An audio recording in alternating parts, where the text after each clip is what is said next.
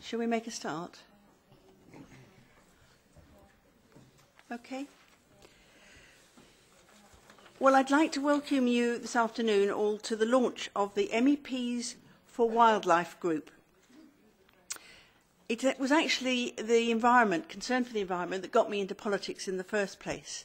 And as a new bride, I spent some years studying wild animals in darkest Africa.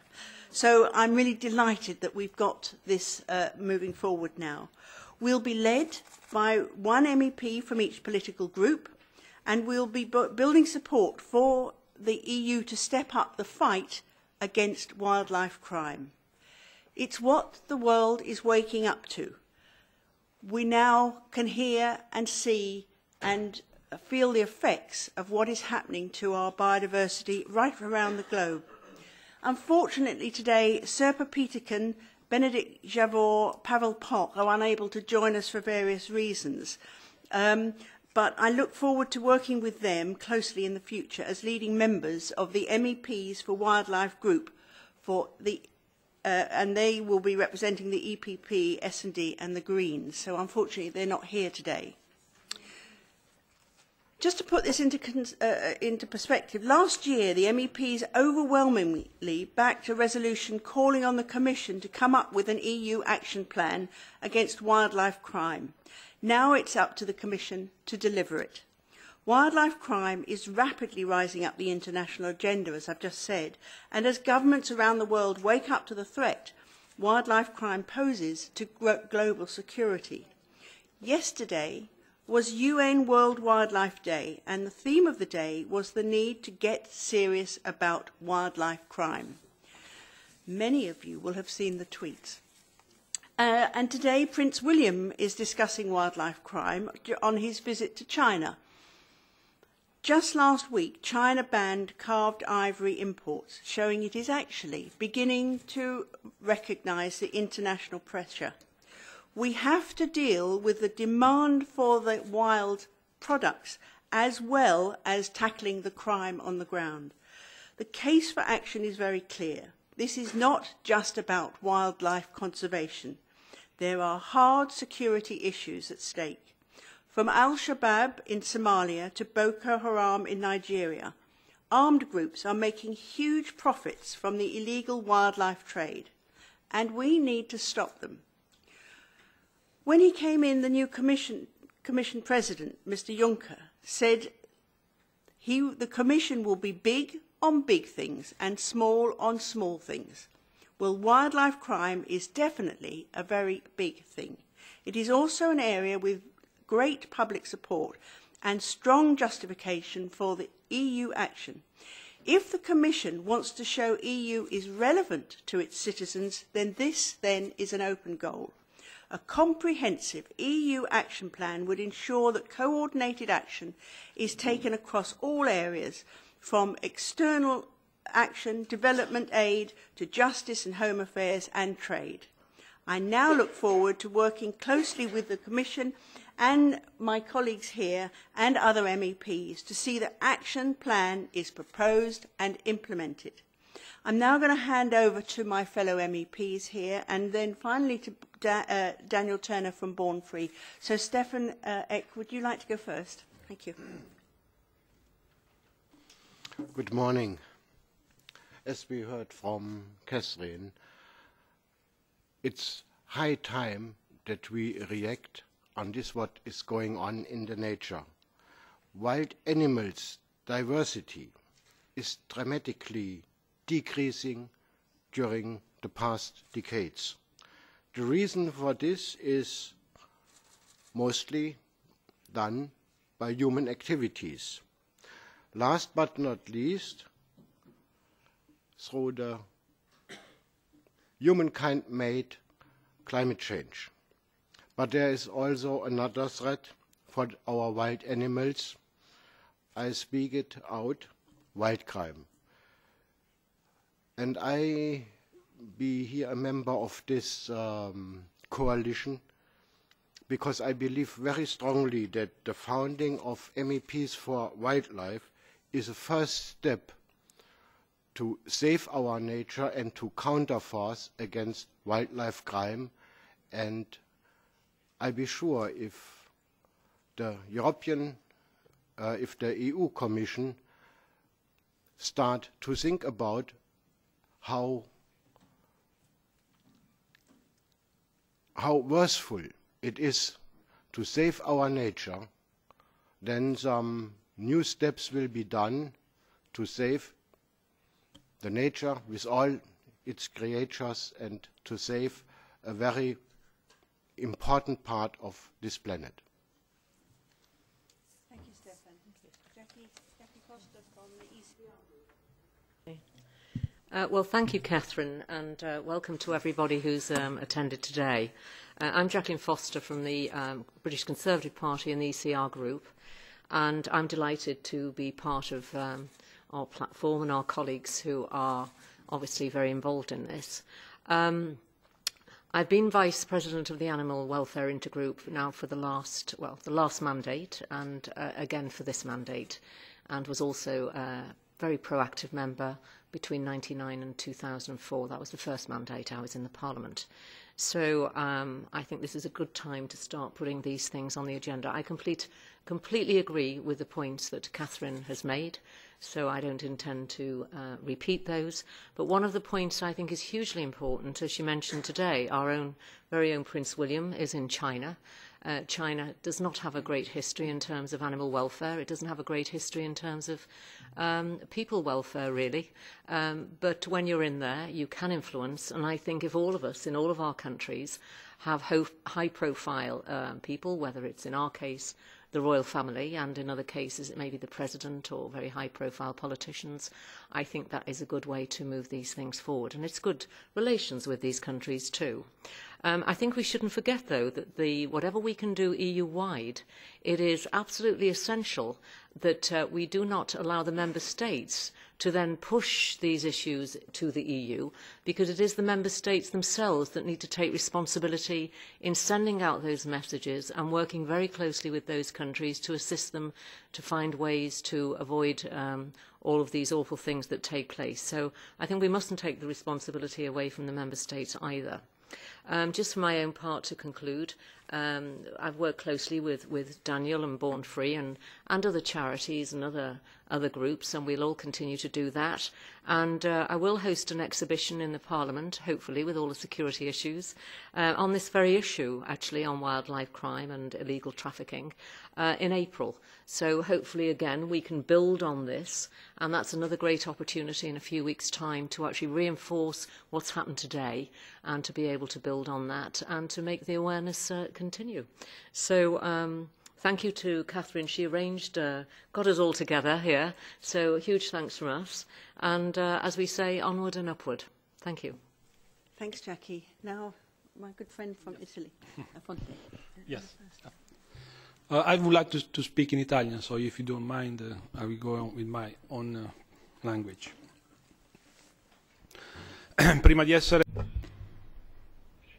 Now, before being voted into the European Parliament as a member, I have worked for a small NGO dealing with conservation in the marine environment. So I worked as a marine biologist. My whole professional life has been dedicated to conservation and protection of endangered species. So obviously here I'm a member of the Envy Committee and the Fisheries Committee.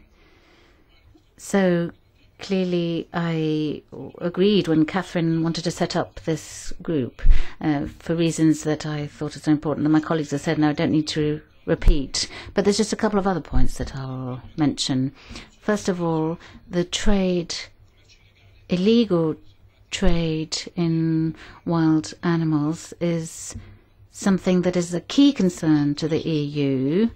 It's estimated that the European market for products, illegal products, is about 500 million euros. And Europe isn't just a consumer of these products, these illegal products, but also a producer. There's a database which covers CITES, endangered species, and at the moment there are more than 37,000 registrations. So there is a problem for the market of protected species in the EU as well, and the EU has to tackle that.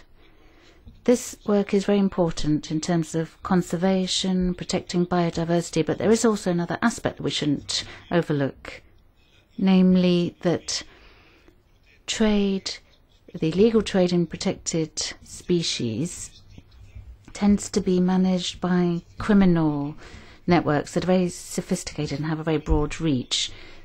The profits coming from the trafficking of these illegally acquired animals tend to then flow into buying weapons to finance terrorist movements or civil wars. So it's an additional element we have to keep in our minds.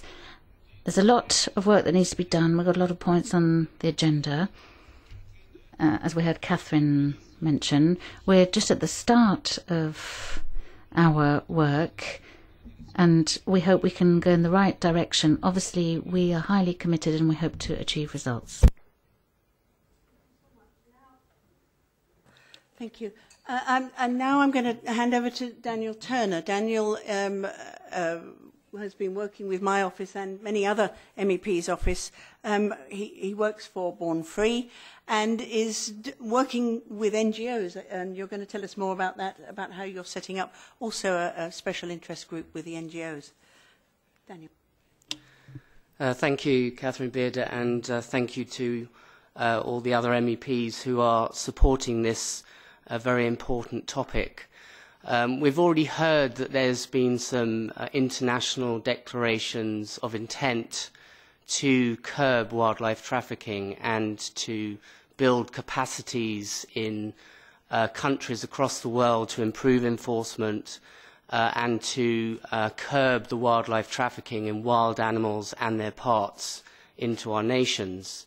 We've also heard that the people that do this work are highly organised and have lots of resources that they can pull on. So if we are to try and tackle this, if we are trying to address this problem, we too need to be organised. We too need to build on the blocks that we have, on the knowledge and expertise that we have, and bring that together under a united force for wildlife.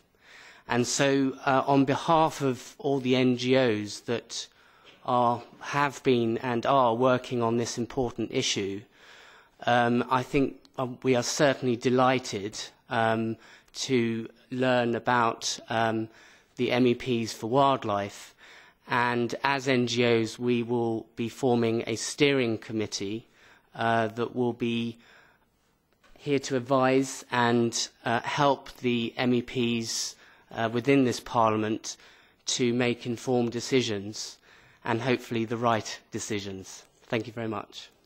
Thank you so much, Daniel.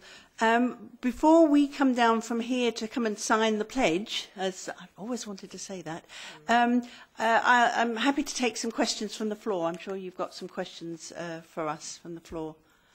So has anybody got anything they want to ask us? Yeah, one here. Yes, can you use your mic? Chiarasumi from ANSA, an Italian news agency. I would like to know if you have some particular proposal in mind that the European Parliament can give to the European Commission for the presentation of the action plan. Yeah, the action plan, I think we're all agreed on, has to be comprehensive.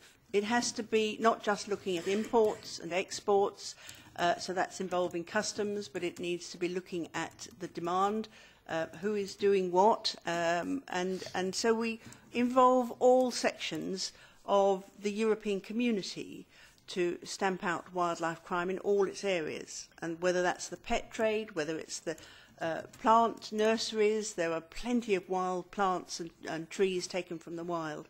So, and as we've just heard, fish also, huge industry in the pet trade is fish, just taken from the wild. Very many of those are endangered and protected species, so there is criminal activity there. And I think what we're going to be doing over the coming months is to get ourselves informed, have plenty of meetings, and learn about the issues around wildlife crime, and work with the Commission so that we can help them come forward with this action plan, make sure that they do, and then when it's in place, we need to be monitoring and looking for it. We all come as MEPs who represent constituents, and so we are really in touch with what's going on the ground, and so that makes us ideal to be able to work in that way. Does anybody else want to say? Yes, Jackie. I think just to add to that, we also have a very good opportunity to go further afield, because it's one thing trying to prevent this happening within the EU or in Europe as a continent, but this goes much wider, as we all very well know. Where we are very lucky as members, we're often on delegations that are overseas delegations. I would go to the US, for example, or I'm Vice President of New Zealand, Australia, and so you're looking down when you go past Asia and places. And of course, it's the cooperation of those countries too that will work towards trying to deal with these issues, because it's no point as just thinking, well, we can just stop it here. We have to stop these things at source. We have a very, very influential ACP, Africa, Caribbean, Pacific Joint Parliamentary Assembly, and a lot of the things that do take place in those areas clearly we have colleagues and members on that assembly too. So I think this goes wider than where we are now. We're looking outside the box, because where we can influence, where our politicians can influence from back home, because they have relations when they're talking about relationships on trade and all of those things. And I think it's us using what we have and the great opportunities we have and contacts to take this message further afield. So we will do everything we can to do that. And I'm sure as many of you as journalists who are here today are part of the solution, I believe. So I think it's a really good combined effort. Thank you.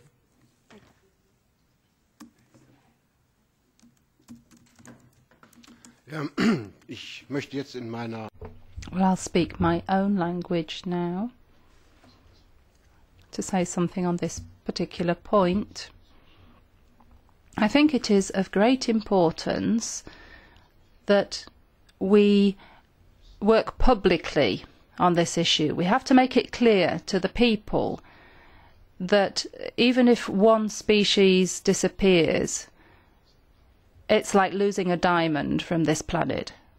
Evolution has been going on for millions of years and has needed millions of years to create all the different species that we have on Earth, and that all these species work together and interact together to make our planet lively. And in less than 100 years,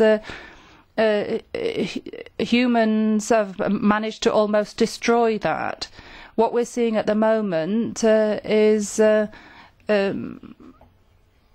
more destruction than the last meteorite hitting Earth 65 million years ago. And this loss of species is probably coming from human endeavour, human ignorance. And this brings me back to the point of wildlife crime. It's all for short-term profit. Short-term profit for one or maybe 2 generations, or maybe even less. And for the sake of that, we're destroying things that evolution has needed millions of years to create.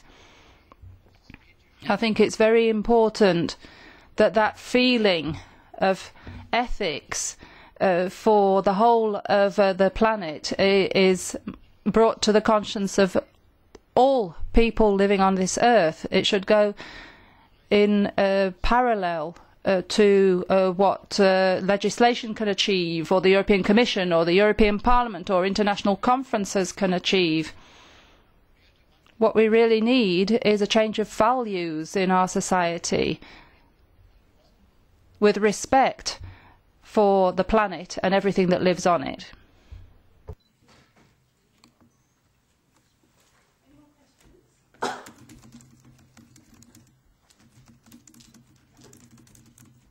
No more questions? Okay, then I think what we will do now is come down and sign, and we can all take photographs as we're signing the pledge. That sounds so ridiculous. Okay. Thank you. Thank you very much for coming, ladies and gentlemen.